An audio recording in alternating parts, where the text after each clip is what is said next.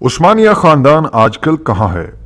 सल्तनत उस्मानिया के खात्मे के बाद उस्मानी खानदान के साथ क्या हुआ और उन्हें किन हालात का सामना करना पड़ा, आज की हमारी इस वीडियो का मौजू है।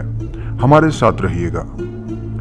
व्यूअर्स, 1 नवंबर 1922 तारीख इस्लाम का वो स्या दिन है जब सल्तनत उस्मानिया के खात्मे का बाज़ाब्ता तौर पर ऐलान किया गया। तुर्की में सुल्तान मोहम्मद शीशम की हुकूमत को ख़त्म कर दिया गया और मुस्तफ़ा कमाल पाशा की हुकूमत शुरू हुई और सुल्तान मोहम्मद शीशम को नापसंदीदा शख्सियत करार देते हुए मुल्क बदर कर दिया गया, जो 17 नवंबर को बजरिया बरतानवी बहरी जहाज माल्टा रवाना हो गए। उनके बेटे शहजादे अर्तगरुल अफंदी भी उनके हमरा थे और बाद अज़ां वो वहां से इटली चले गए और उन्होंने अपनी जिंदगी के आखिरी अयाम इटली में गुजारे।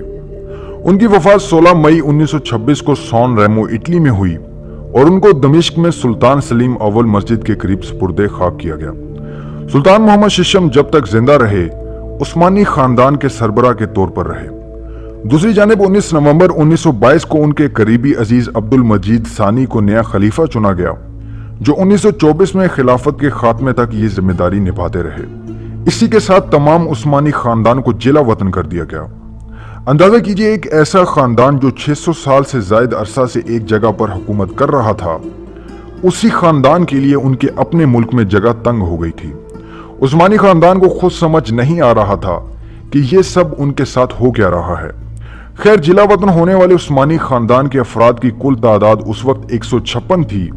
उनमें सुल्तान के साथ बहुत से शहजादे, शहजादियां और अजवाज वगैरह शामिल थीं और कुछ नौकर वगैरह भी उनके साथ थे जो अपने मालिकों का साथ कभी नहीं छोड़ना चाहते थे। इसके साथ इस खानदान के तमाम दामाद भी जिला वतन किए गए। खैर, खानदान के उन तमाम अफराद को एक तरफा पासपोर्ट दिया गया, सो उन्होंने पहले मिस्र जाना चाहा कि कभी वो उनकी सल्तनत में शामिल था, लेकिन ना तो अंग्रेज हुकूमत और ना ही वहां के शाह फवाद ने उनको इजाजत दी। फिर शाम का कसद किया कि वो भी एक करीब मुल्क था, लेकिन तुर्की की हुकूमत ने उन्हें उधर जाने की इजाजत ना दी।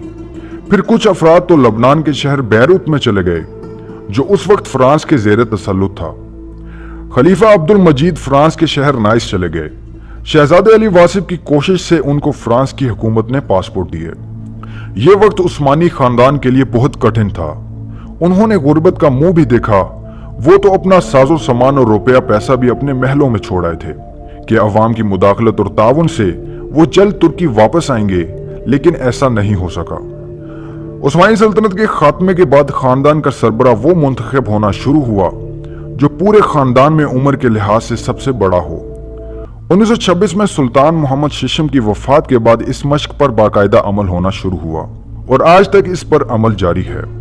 आजकल उस्मानी खानदान के सरबरा दंदार अली उस्मान हैं, जो कि 2017 में खानदान आले उस्मान के 44वें सरबरा बायाज़िद उस्मान की वफात के बाद मुकर्रर हुए।